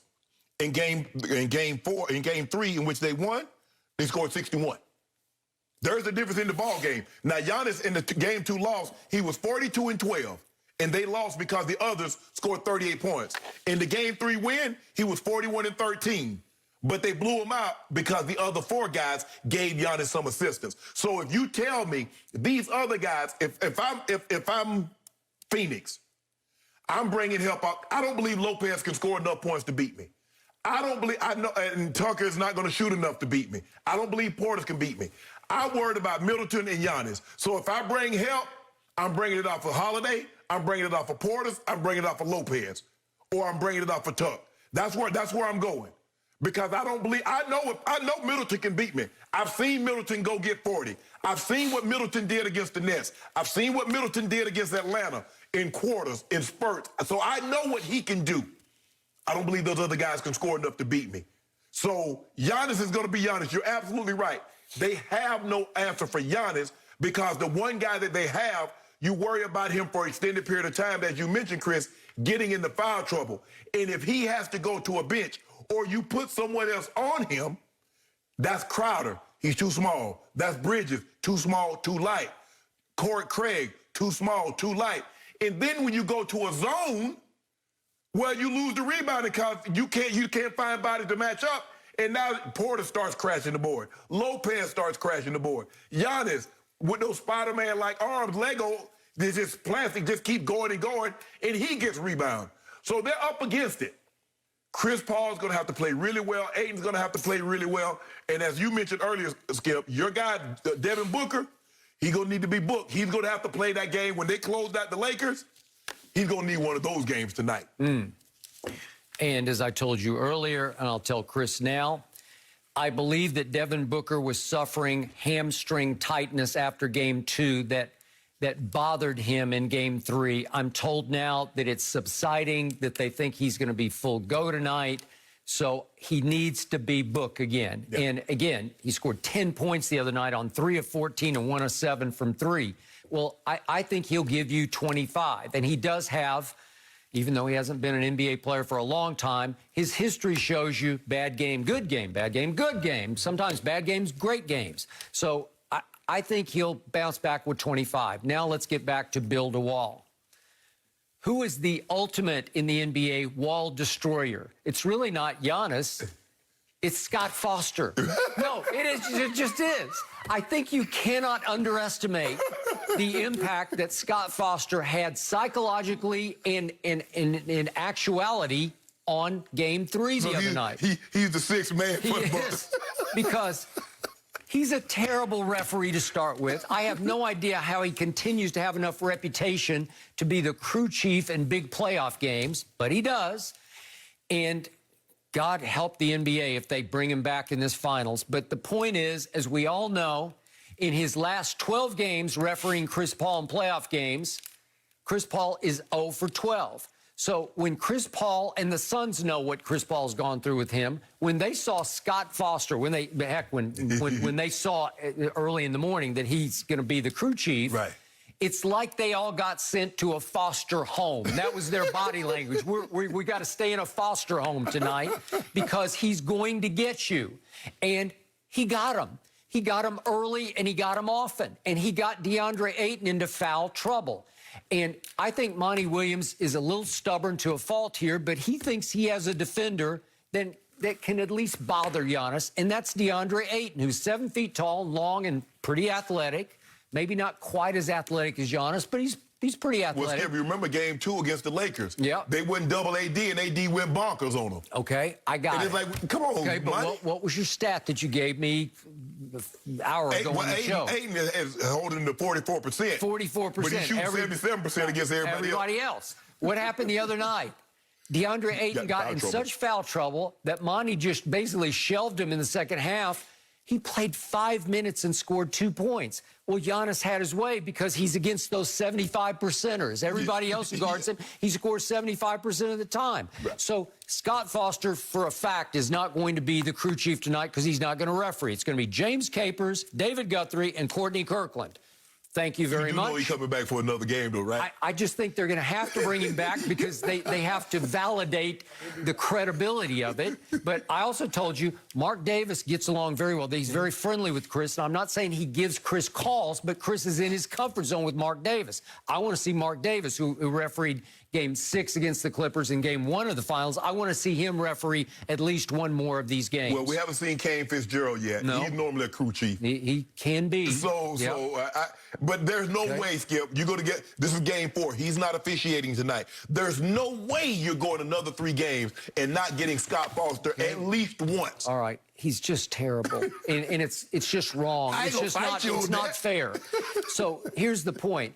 I think Ayton is credible enough on Giannis that if you tell me he can play 40 minutes tonight and not foul out of the game, and that's probably a big if, right, but if he can, then I think Giannis can be held in control, like, I don't know what you call control. He could score 30 with 15 rebounds. And again, if you don't have to wall him, if you don't have to double him, then maybe they can play credible defense on the shooters. Well, Chris, right? You said he's going to score 30 plus. Well, he's just averaging 34 and 14. So you'll give him his average? Right. His average. I'm going to say, at least 35. Okay. At least 35. And I feel like, look, he's going to get 40 once or twice more in this series. So I don't think Ayton, I hear you, Skip, because Ayton does do a good job on him. But if he guards Giannis exclusively, he's going to get in foul trouble.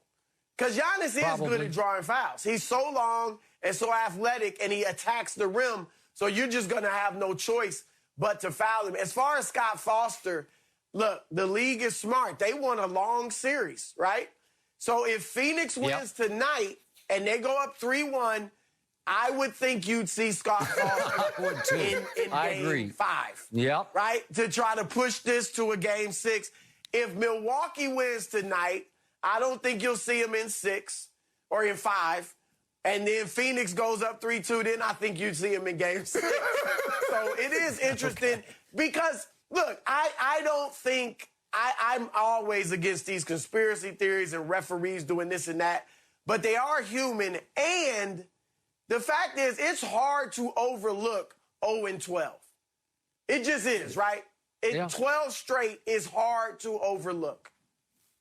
So what was the Jordan's trainer name? He wrote the book, The Cooler? Oh, Tim Grover. Tim Grover. So Scott Foster's the cooler, huh? He is the cooler. Anybody that's getting hot, they bring in Scott Foster. The cooler is in the casino where you send somebody to change the luck at a table. So that's what Scott Foster is. I guess so. Okay, so here's the theory of the wall, is if you have enough big bodies, you put 3 of them across the lane, Right. and if you can jump out to a lead on Giannis, he's going to get frustrated. Right. Because he wants to run through the wall, Correct. and he starts playing out of control. He starts charging. Yes. He gets offensive fouls, and you start forcing him to shoot 15-foot jump shots, and he doesn't have that. He has no real mid-range jump shot game, and sometimes he starts drifting out shooting threes. Well, now you got him right where you want him. Okay, so that's the theory of the wall. They had him there if Scott Foster would have called that foul on Jay Crowder. Okay, that's what. Can we see that one more time? We got to see it one more time. He called it foul. Yeah, here, this happened mid-second quarter the other night when it was still, the game is in the balance. And here comes Giannis across the lane and just runs over Jay Crowder, knocks him down, and Scott Foster jumps in and calls a foul on Jay Crowder. How can you do that? That's the worst call in all the playoffs. That's a horrible, because he's making it seem like Jay Crowder is not entitled to that spot. He's entitled to that spot on the floor also, Chris. He doesn't have to just move out the way and let Giannis go get position. Okay. He stepped in. That's a foul on Giannis. So I don't know if Phoenix is tall enough or wide enough to have enough wide bodies to build a wall. So I think Monty's just going to be stubborn and say, I got Ayton, and Ayton's got him. Right. And then we'll try to play the rest of them and keep them to a low roll. Well, here's the thing, Skip. But you also had Kawhi that could take Giannis and force him one way or another. Yeah. And then you got Gasol, the big body, that he couldn't Toronto go over the top. And you had long arm Siakam. You did. So they don't have that. And Here we go. This is where the injury to Dario Saric. It hurt. Yes. It did. You know, obviously he's not a great player, but that's another big body. Yes. So, Agreed. Yeah, they don't have the bigs to do it. Yeah. They're a great matchup for Giannis. They really are. Yeah. Oh, they tailor-made. That's a tailor-made. That ain't no off the rack. That's a tailor-made suit for Giannis and what they do. I know one guy who could guard Giannis, though. Jake Paul. Oh, really? Right? What a Jake Paul could guard him. No mercy. Well, this week it was announced that the upcoming Jake Paul-Tyron Woodley fight will be taking place in Paul's hometown of Cleveland. It's set to get underway on August 29th, and the hype has already started to build for this matchup. Joining us now is the one and only Jake Paul himself. Jake, so great to have you with us. Tell us, how did this fight come about? Yeah, thank you for having me. An honor to be here. But this all started in my locker room from my last fight when I knocked out Ben Askren. So Tyron was actually in the locker room to watch me get my hands wrapped because he was in Ben Askren's corner for that fight. And I just looked up at him. I was like, yo, I'm about to knock your boy out in one round. And he's like, we'll see. We'll see. We'll see what happens. Boom. Knock his boy out in one round. And then, you know, the narrative is built in. Jake Paul versus Tyron Woodley next. Wow. So, Jake, Back in December, you were offering Conor McGregor $50 million to box you. And then yesterday at your press conference, you said you might offer him $23 to box you. So is he now no longer qualified to box you? Is it a thing of the past? Yeah, I mean, we'll see what happens. But, I'm kind of just trolling, half serious, half not. I still think Jake Paul versus Conor McGregor would be one of the biggest pay-per-views in the history of boxing. But look, man, I don't want to fight losers. The guy keeps on losing. His act is being exposed, and he's on a downhill trajectory. My career, my boxing is on an uphill trajectory. So, I got $23 for him, and he can buy 23 McChickens with that. So what would happen if you guys did box at this stage and age of his career? I think it'd be a good fight. I think it would go to a decision. But really, I'm the bigger guy. I'm faster. I'm stronger. And look, I'm in my athletic prime. I'm more motivated than ever.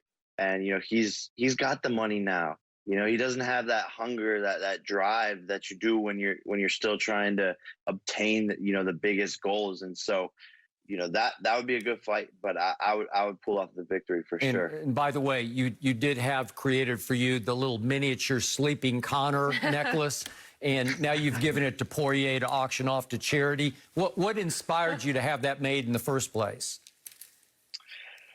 Look, I just came up with the idea, and I hit up a couple jewelers, and they were like, okay, like, we can get it done. It's going to cost you $100K. And I was like, very, very worth it. I think my chain, it might've been the reason. It's like a little voodoo doll. Yeah. And I was sitting ringside, and he actually was going around the octagon before the fight, and he like stared at me and like tried to like shadow box. And I just pointed at my chain, and then look what happened. So, I mean, I don't know. You tell me. Maybe you hexed him. But, Jake, you talk about Conor not having the same desire after making the amount of money that he made, but you're a very successful YouTuber. You do very well. Why do you have the desire to get in and train and and possibly go toe-to-toe with Conor? What makes you so different than you believe what Conor is now after he's made the money? I still have a lot to prove in this sport. Up until a fight ago, people didn't think I could really fight at all. And by the way, people still think that. And so I have a massive, massive chip on my shoulder, and I fight for a different reason. The money is cool, and that'll always be one of my motivating factors. But I just feel like my whole life has been a fight, and people have, kicked me while I was down, haven't respected my name or my career. I'm 24 years old, and some of the things I've done, I'm pretty proud of. And I don't think people really put respect on my name. And so I'm fighting to show people who Jake Paul really is, because there's a narrative about me in the media that just really isn't true. And my whole life has been a fight, and I fight for my family and my friends, and we all just have a massive chip on our shoulder, like I said. So go ahead, Shannon. You do realize that in order for you to get the kind of respect that you believe you deserve, you're going to have to fight a guy that has a boxing background, and probably, even though he's not, I'm not saying go fight Keith Thurman. I'm not saying fight Earl Spence or someone like that. But you're going to probably have to fight someone with that type of a background in order for you to get the respect that you believe you deserve. 100%. And that is on the agenda. If you look at Muhammad Ali, Mike Tyson, Floyd Mayweather, and you look at their fourth or fifth pro fight, they're fighting guys who no one else has heard of. A lot of these boxers are padding their records anyways. I'm not trying to do that. I'm trying to challenge myself more and more and more with each one of my opponents. And so the level of competition is going to increase. I plan on fighting pro boxers. I eventually want to take down Canelo Alvarez in the next 3 years. And people think I'm crazy, but they also thought I was crazy when I was going to go to fight Nate Robinson. They were like, he's a dunk champion. He's an elite athlete. He's going to take your head off. Yeah, Jake. I mean, if people would have thought you was crazy if you thought you could beat him in a one-on-one basketball game. Canelo Alvarez is a whole different ball. You can make a case he's one of the 5 best fighters of all time. He's run through the 160, the 168 division. He's an animal. And you talk about fighting him? Look, I've been sparring with some of the best people in the world in the gym, in the boxing gym, and going round after round after round. And I am prepared in the next 3 years to take on Canelo because I truly believe in my heart that it will happen. It makes sense from a business standpoint. And look, he's been fighting guys like Yildirim, the Turkish warrior, who could only go 3 rounds with him and threw 3 punches at him. So if that guy can get in the ring with Canelo, then of course Jake Paul can. And people again forget that I'm the bigger guy by a lot, height, weight, and I can cut down and have that weight advantage. And that's a big thing in boxing. And so I see it happening. Call me crazy, but I'm setting goals for myself, and that's what motivates me every single day in practice is to think in the back of my head that I might be fighting Canelo in the next 3 years. So, Jake, how big are you right now? What do you go? What are you, 6 what? And are you 190 in that range? I'm 6'1" and like 200, 205. 205. Ooh. So you would, for Canelo, you might outweigh him by what? Well, you'd have to come down pounds? to what? You'd probably fight him at what, 168, 175, and then go back up? Yeah, I'd probably have to cut to 170. If we were doing it for an actual belt, 168. So, yeah, it would be a big cut. But those are the sacrifices you have to make if you want to be a champion. Or would he agree to fight you at your weight, right? Because he's the more accomplished fighter. 100%, Skip. Like, I think he would underestimate me and be like, oh, like whatever, like you can weigh whatever you want. I'm gonna take you out. And we saw what happened when my brother had the weight advantage over Floyd Mayweather. Yeah, gassed him out. Floyd wasn't expecting that hard of a fight. And so, in the next 3 years, I'm not saying I could beat Canelo right now. That'd be foolish to say and to think. But 3 years from now, with the team I have, with the dedication I have, I know I can do it. So I wanted to ask you about this, as silly as it might sound. Remember the day at the press conference, you snatched Floyd's hat off his head and ran with it for a little bit, and then his bodyguards came after you. It was like you were ready to fight his bodyguards for the hat. And I had a longtime boxing insider, I have nothing but 1,000% respect for, immediately text me and said, that kid, Jake Paul's got something, like he's got big you-know-whats, that you were fearless in that scene. You were ready to fight, fist fight for the hat if it came down to that. What happened? What was going through your mind at that point? I kind of just wanted to cause some trouble, ruffle some feathers, and get inside of Floyd Mayweather's head. And I saw him wearing that hat, and I was like, I need to take that. And I'm not afraid of anyone or anything. And maybe it was crazy, but that's where my nickname, the Problem Child, comes from. When I'm boxing, when I'm doing crazy stunts like that, it's like a different persona. So what's the expectation in the Tyron Woodley fight? Is it going to go the distance? Are you going to get him out of there? Is it going to the cards? Because he says he's trying to get you out of there. Yeah, look, Tyron Woodley, 5-time UFC champion, a phenomenal striker, KO power. He's a serious guy, and me and my coaches know that. This is a high risk fight. However, the training we're doing, the work we're putting in, I am sharper than ever. I'm sparring with guys who are better than Tyron. And August 29th, in my hometown, Cleveland, Ohio, I will finish him in less than 3 rounds. People are saying Sons in 4. I'm saying Jake in 3. Ooh. And how much more will you weigh on fight night than Woodley? I think we're pretty even. He's a stocky, buff guy. He's like a little fire hydrant, like super buff, super built up. So we're actually about the same weight right now. So we're both going to be cutting down to 190, and then we'll probably float back up to like 195 for the actual fight. So Jake, sum it up for us. What's your ultimate goal in all this? What if you could achieve the greatest goal in Jake Paul's mind right now? What would it be? Look, my goal is to put on some of the most historic, biggest pay-per-views of all time. and, take down these fighters one by one and to build the sport of boxing. It's a new era in boxing. It's making a big comeback. Boxing was ranked the 4th most popular sport out of the Gen Z and millennials. And I plan on leading that movement. And I'm launching my foundation called Boxing Bullies, where we're putting as many gloves into the hands of kids as possible and fighting against cyberbullying because it's such a big problem. And I want to just use my platform as I grow through these fights to, fight back against bullying, put gloves in kids' hands and really make a difference and grow the sport of boxing as a whole.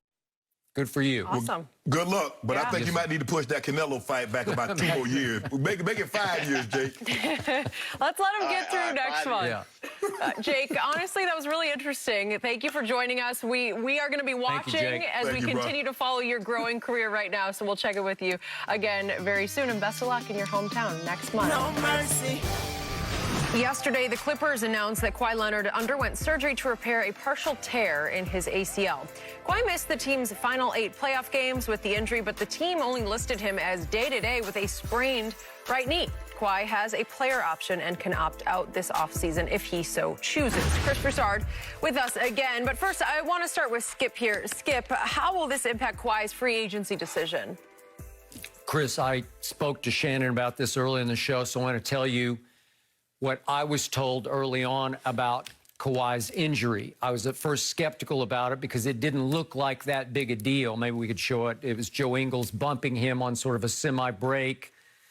5.5 minutes left in a blowout game at that point, a 16-point game. And I didn't think that much of it because Kawhi stayed in the game for another minute. He missed a couple free throws, but then he made a couple. Then he took himself out with 4.5 minutes left. And I was a little worried because we know Kawhi's injury history dating back to my Spurs, when he can get sideways, crossways with the medical staff of the team when they're saying, you're not that hurt, and he's saying, yeah, I'm that hurt. So he missed game 5, and I was like, here we go again. But then I was told from a very high-placed source that, number one, he believed the Clippers medical staff misdiagnosed the injury from the start, and that he did need surgery, which he obviously finally had yesterday. He did, at that point, keep the Clippers in the dark about needing surgery, even though I reported it here on the show. It would have been the day after game 5. But he kept the Clippers so in the dark that they just kept telling the TV networks he's day-to-day with a sprained knee. Right. And I knew for a fact he had a slightly torn ACL. They think that they did fix it, and he should bounce back 100% from it. It may be by mid-season next year. But here's the point when we hit free agency. Obviously, Kawhi can become a free agent. Yes. And now that he has a little bit of doubt about the Clippers medical staff, just the way he had a whole lot of doubt about the San Antonio Spurs medical staff, it's highly possible that he will look elsewhere. I don't know where elsewhere is.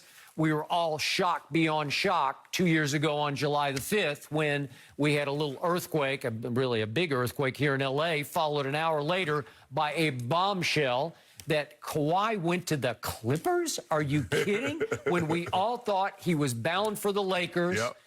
LeBron was telling reporters that he was close with, we got him, and you don't got him. He's a Clipper because he managed to lure through the Clippers to get Paul George to come all the way to L.A., and they were both reunited as L.A. kids with the Clippers, not the Lakers. So now I won't be shocked if he goes elsewhere. I have no idea. I'm sure Pat Riley will get in the Derby. The Knicks will take a shot. I don't know. Maybe the Lakers will figure out a way to take a shot that they missed on last time, and maybe he'd wind up, because he does love L.A. He's from the Riverside area. Maybe he'd want to stay in L.A. But my point is that they got sideways over the misdiagnosis of the knee injury in the beginning. So that's why there was so much misreporting about it, so much unknown about it, and why yesterday he did have the surgery. Your thoughts, Chris? Well, look, I'm skeptical about Kawhi's future as a superstar level player. So I'm going to be honest with you. If I'm another team, Miami, New York, I'm not giving him max money. I'm not giving him max money. I already felt like he's an old 30. He started load managing at what, 27? Yeah. He's only played more than 70 games 2 times in his 10 years. He hasn't played more than 60 games in the last 4 years. There have been rumblings ever since he's been with the Clippers and even Toronto that there's some degenerative issue going on with the knee. And now he goes ahead and has the partial tear. So, to me, this could end up being like an Amari Stoudemire situation. Remember, Phoenix had doubts about his knee when they were offering to re-sign him, and he ends up going to the Knicks, and he gets a good deal with the Knicks, has one really good season, but is never the same player. So I would be skeptical. So if I'm in Kawhi's shoes, I would be trying to sign long-term with the Clippers. The longest, most lucrative deal I can get. Now, if he opts out, he can sign a 4-year deal worth $176 million. If he opts in, he can add on to the $36 million next season, another 4 years, $181 million. So if I'm Kawhi, that's what I'm trying to do. Because I already thought, like I said, he was an old 30. Yep. He looked like his stamina was an issue. How many games a season can he play? And so if I'm the Clippers, I'm giving you other teams' perspective, I'd be leery. This is not Kevin Durant. Kevin Durant does not have the injury history of Kawhi. He had injuries, but they were injuries where he's hurt. He can't play. They weren't injuries, well, is he really that hurt? How bad is this? The team saying he's really not hurt? Like, that's Kawhi's history. And even early in his career, people in San Antonio would tell you he would not play unless he's 100%. Agreed. Like, that's just his makeup. Yep. So, Skip, this injury, it could be 6 months.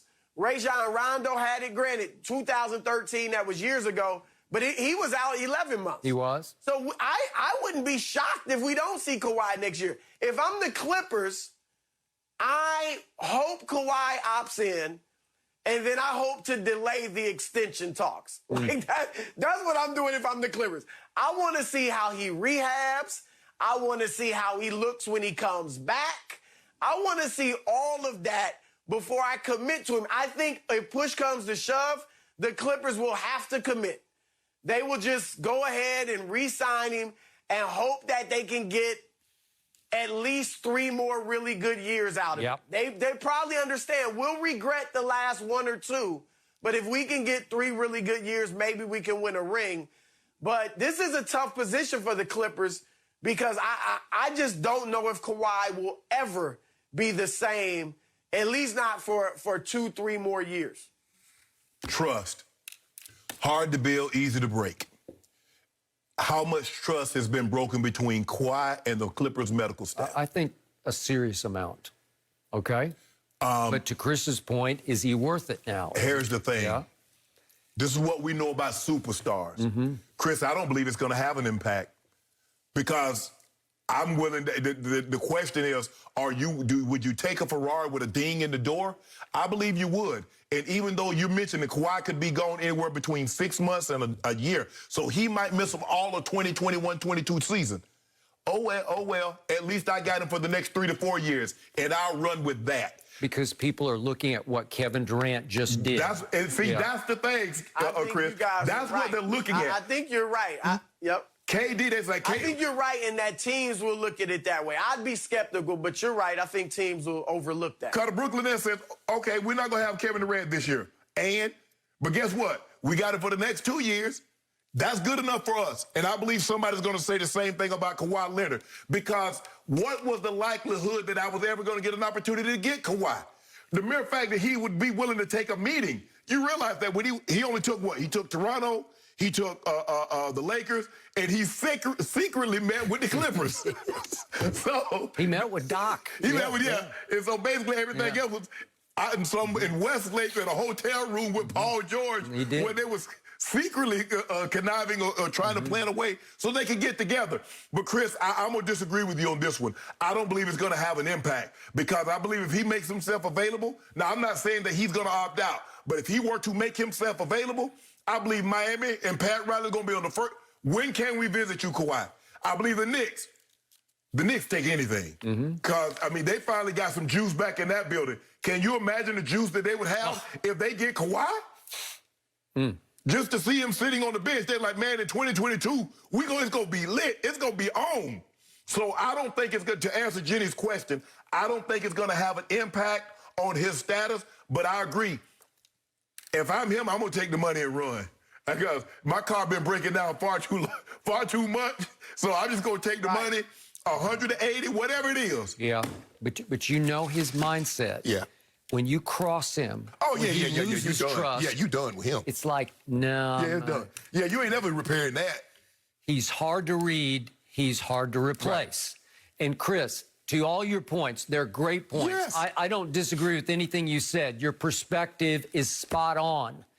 But remember, he just scored 30 points a game through the playoffs with 8 rebounds and 4 assists. And there were a couple of nights against Dallas and then one against Utah when he just looked absolutely dominant on both ends of the floor. Maybe they're few and far between as he's about to turn, he just turned 30 on June 29th. He only 30. Yeah, 30 years of age. But he is an aging 30, I agree.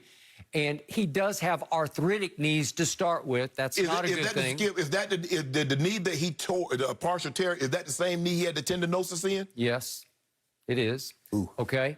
So, and remember, as I detailed for Shannon, when he was a Spur, he had 17 things wrong with his body. He had shoulders and elbows and hands and feet and Achilles. Everything was wrong, and he would miss X games and X games and X games because he's not going to play unless he feels his body is saying, I'm 100%. Okay, so to all your points, he was so dominant in the playoffs. In PER through the playoffs, he still leads. He's #1 in player efficiency rating. Yeah. Well, those are the kind of numbers that people will pay outrageous over-the-top money for, even if it's for 1 or 2 years. Correct. If Pat Riley thinks I could have Kawhi, not next season, but the next and the next, I'll pay top dollar just so I can sell my fandom. We've got a superstar coming, and it might, in the back of Pat's mind, he might be thinking, if I could just get 2 good years out of him and we could win 1 championship, I'm golden, right? It's worth every penny we pay him. Right. Well, now Steve Ballmer is sitting there saying, I paid all this money for him and Paul George, and we paid all of our draft. We spent our whole draft for the next 7 years on Paul George and to get Kawhi. So now they're saying Reggie Jackson emerged as, dare I say, a star in the playoffs as our closer. And Reggie Jackson, they have the early bird rights, but I think they can only offer him up to about $10 million. I just don't know if you can keep him because it's not like the Tampa Bay Buccaneers where you say, let's run it back. Well, run what back? They didn't get there. They didn't win it.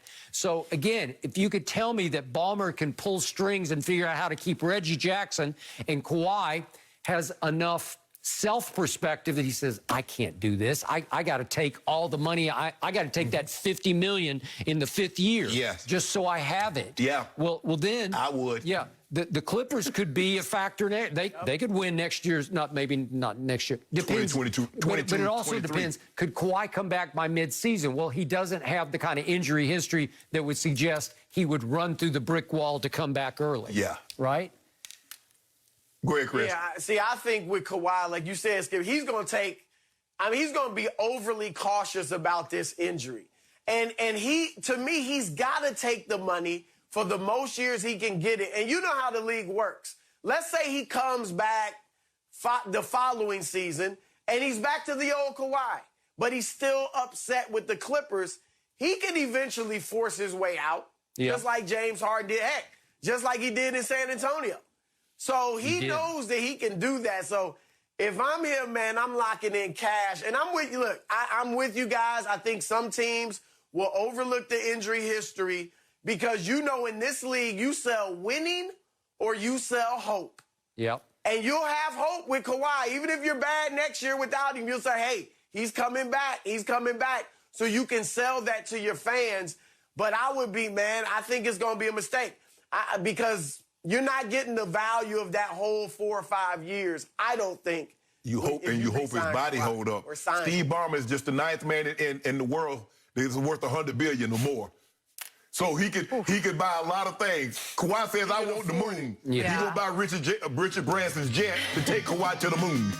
No mercy. 50 league executives and coaches ranked their top running backs for the 2021 season, and Ezekiel Elliott came in the 7th spot. But it's one quote from an anonymous coach that's sticking out right now. An AFC defensive coach said the Cowboys should, quote, give Zeke some of Dak's money. He scares you the most on that offense. So, Shannon, is there any truth to this? Hell nah, this dude drunk. I don't know who the hell that is. Come on. Get Zeke some money for what? Zeke got his money. Zeke ain't getting none of his money to Dak. Skip, this is not the same offense when Zeke was the primary focal point of the offense. They've morphed into a passing offense. That's why they took C.D. Lamb. They told you when they go out there with Gallup, C.D. Lamb, and Amari Cooper with one back, they ain't trying to run it. They throwing the ball. Yep. So this is why you don't pay Dak Prescott make him the second highest paid running quarterback to turn around and hand the ball up to Zeke 30 times a game. Zeke is not the guy his first 3 years. Maybe a lot of that has to do with the offense, but it's a lot of wear and tear that Zeke's body has undertaken. I agree. Through those years. Yep. So, but to give Dak, to give Zeke some of my money, I wish Skip, I don't even know what defense, who said that. I don't either. But he need his head checked. I was blindsided and dumbfounded by this quote last night, and it reminded me once again, there are a lot of not-so-smart coaches and GMs in this league. If he believes that. And you can argue that Jerry Jones was not so smart to give Zeke what still remains the biggest contract any running back has in this league. He still has it all right now. Well, he's second behind McCaffrey now. But no, I'm talking in total money. Okay, total money, he's still ahead of even McCaffrey. Yes. McCaffrey has it on annual. I got that. Yes. But since he signed that deal in 2019, Zeke has 7 rushes of 20-plus yards. He has 0 of 40-plus, which means on their listing, that their ranking, he's by far in explosive plays, he's at the bottom of the list. And I've given you this stat 1,000 times, and it haunts me more than any of my Dallas Cowboys stats. Zeke's yards per game from rookie year, 119 a game. I'm sorry, 109 a game. That'll work. Right. You know, that's like league leading. Yes. And then he led it again the next year, 98 a game. Then it fell to 96 a game. I'm still okay with that. Yes. Then he got his deal. Fell to 85 a game. Last year to 65 yards a game. Shell of self. I can't even recognize him. I don't think he's been in the greatest shape. Now, Dak is touting that he's in the best shape of his life. Well, he better be, because I don't think we're ever going to see that rookie year, second year, third year Zeke. I don't believe so either, Skip. And what have we seen through the history of running backs, that once they start to go down, they never bounce back up. So I don't. Who has ever had a bounce back? Maybe Adrian Peterson, right, because he's the ultimate workout warrior. Right. Wasn't he always in the greatest shape of his life? But normally, AP didn't really have AP would have a down year because he missed 12 games. Yeah, right. And then he picked like, okay, that's AP.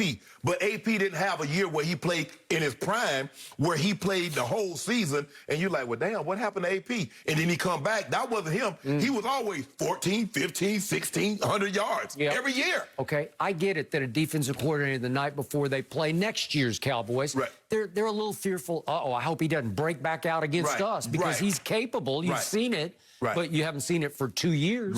Right? And I don't know if he's going to get the touches. Skip, this is not what this offense is now. This is a Dak offense now. And watch how many touches little Tony Pollard's going to get. So you factor Tony Pollard and Zeke. There we go. I'm so excited to watch them on Hard Knocks. So we're going to be all over every player, every character. And yes, plenty of Jerry as well. Oh, no mercy. Giannis is just one of 3 players to score 40 points and grab 10 rebounds in back-to-back finals games, and has a shot at making it 3 tonight. The Greek Freak could also close in on Michael Jordan's record of 4 straight games of 40 in the finals. We know he's been asked about it plenty. Could he do it? Shannon, what's Giannis's line? What's the score? I'm going to say they're going to cover tonight, 4.5, Skip. But I got Giannis line 36, 15, and 6.